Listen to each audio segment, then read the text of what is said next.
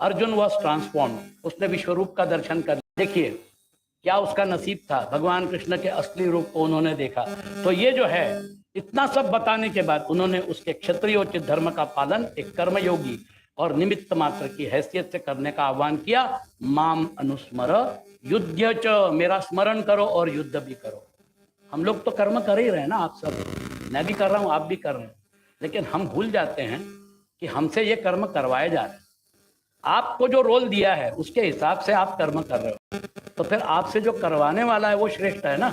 आपकी जो नियति है जिसने तय की है वो श्रेष्ठ है ना, उसका स्मरण करिए, आपको टेंशन नहीं रहेगा। जो आपसे करवाया जा रहा है, पाप और पुण्य से अलग हट जाइए, आप अपना कर्तव्य कर्म करिए। नियतम कुरु कर्मत्वम कर्म ज्यायो ही अकर्मणा, तुम अपना विहित कर्म करो, है ना। भगवान कृष्ण बोलते हैं कर्म करने से भागो मत, यू डू योर ड्यूटी। उसको, कर्म को पूजा के रूप में करिए, वर्क इज वर्शिप, और भगवान को समर्पित कर दीजिए। कोई टेंशन नहीं, कुछ नहीं, कुछ नहीं।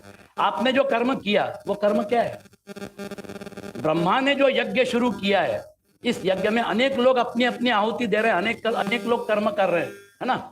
तो जैसे हम बोलते हैं अग्नये स्वाहा इदम न मम, वरुणाय स्वाहा इदम न मम, वैसे कर्म है। ये कर्म जो है ये आप वहां पे आहुति दे रहे हो। आपके पहले भी लोग आए हैं, आपके समय भी लोग हैं, और बाद में भी लोग आएंगे।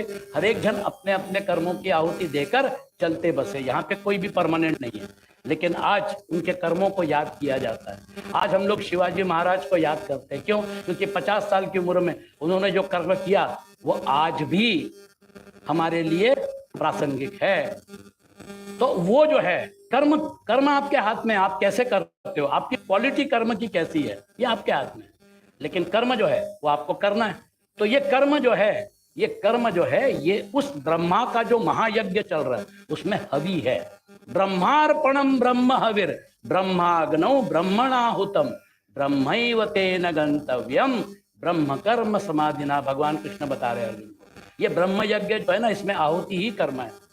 तो कर्म तो कर लिया, कर्म करने के बाद आपने जो कर्म किया उसके लिए आपने क्या यूज किया?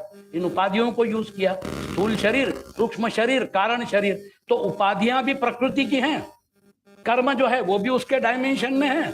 तो आपका क्या रहा? आपका कुछ नहीं है, यहाँ पे सब उसी का दिया हुआ है।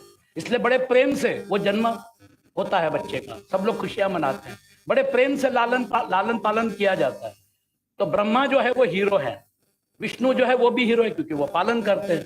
लेकिन जब शंकर जी त्रिशूल उठा लेते हैं तो फिर आप जाप करिए महामृत्युंजय का, बचाना है तो बचाएंगे, नहीं बचाना है तो नहीं बचाएंगे। तो सृष्टि, पालन और संहार ये तो चलता रहेगा ना, ये त्रिशक्ति तो काम करती रहेगी, और हर एक जन अपना अपना रोल प्ले कर रहा है। इसलिए कर्म जो है ये कर्म प्रधान, हमारा ये जो डायमेंशन है इसमें कर्म प्रधान है। इसलिए आप देखिए, नजर घुमा के हर एक आदमी कर्म कर रहा है, कर्म आपके हाथ में है। तो ये जो है माम अनुस्मर युद्ध च, कितना घोर कर्म करवा है। घोर नहीं था तो क्या था?